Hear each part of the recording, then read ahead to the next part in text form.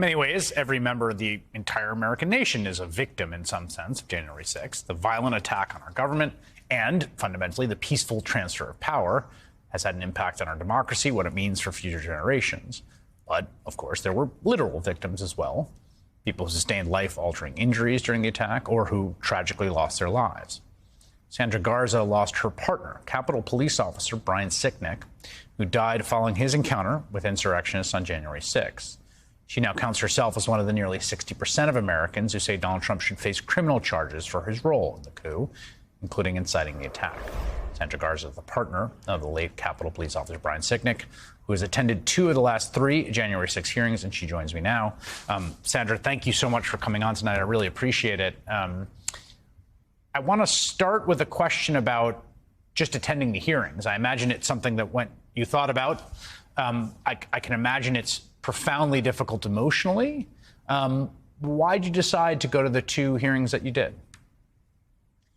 Well, first, Chris, I want to thank you for having me on your show again. But there's a great quote from Buddha that I just love, and it says, 3 things cannot hide for long, and that's the sun, the moon, and the truth. And these hearings are bringing out the truth in all its beautiful glory. And that's why it's so important for, I think, all of America to watch the hearings. But it also was really important for me to be there. I had a feeling in my heart, just from my own personal experiences, that Trump was, responsible for instigating the event.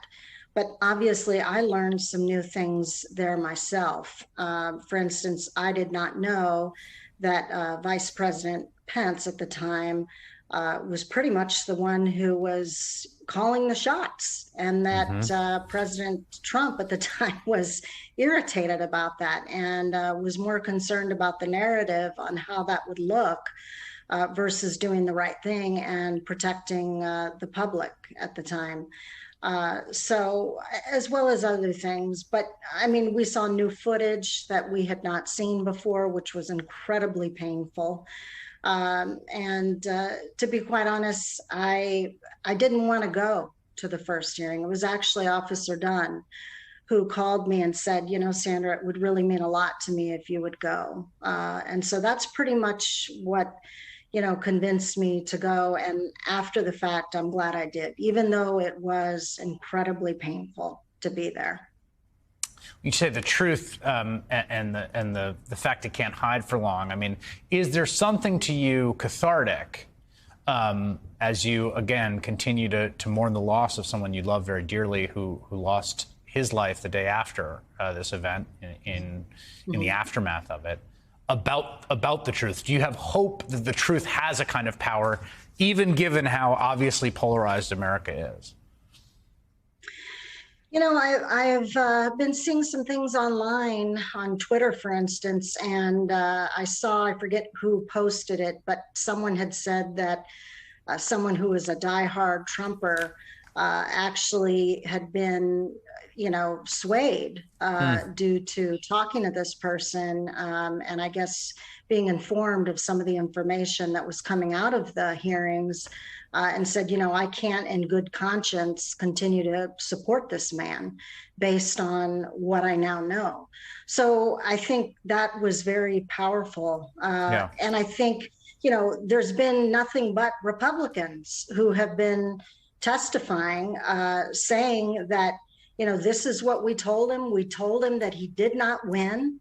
And he kept trying to do all these little maneuvers to, make it look like he had won, and so I think, there's a lot to be said from that. It's not been people on the Democratic side that have been giving testimony. It's been conservatives. And I think that is very powerful. So, I hope that people will keep an open mind. And if nothing else, even if this clip goes, on Twitter or on Facebook or whatever, if nothing else, if they don't watch the hearings, listen to me.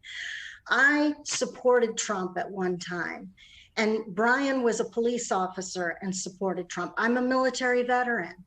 And after Brian's death, he did not reach out to me at all. He does not care that Brian was a cop. He doesn't care that I'm a military veteran. He does not care. He did not reach out to me. He still has not reached out to me. He hasn't reached out to any of the officers that were injured. He will not reach out to us. What does that say? What does that say? He does not care that Michael Fanone almost was murdered. I mean, that right there in and of itself says that he does not care. He has his own agenda.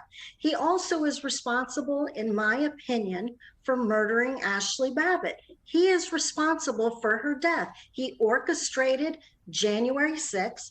He is responsible for her death, period. End of story. All of those people that died would still be alive today had it not been for Donald Trump. Yeah, multiple people in that crowd, including Ashley Babbitt, lost their lives that day. And they were there, as I think the committee has demonstrated quite definitively, they were there because he put them there, because he wanted them to be there, because he called them to be there and called them into harm's way, at some senses, for what happened that day, in the same way that, in a different way than Brian Sicknick, your partner who lost his life, was put into harm's way. Sandra Garza, thank you so much for making a little time with us tonight. I really do appreciate it. Thank you, Chris. That is all in on this Monday night. The Rachel Maddow Show starts right now. Good evening, Rachel. Good evening, Chris. Thanks, my friend.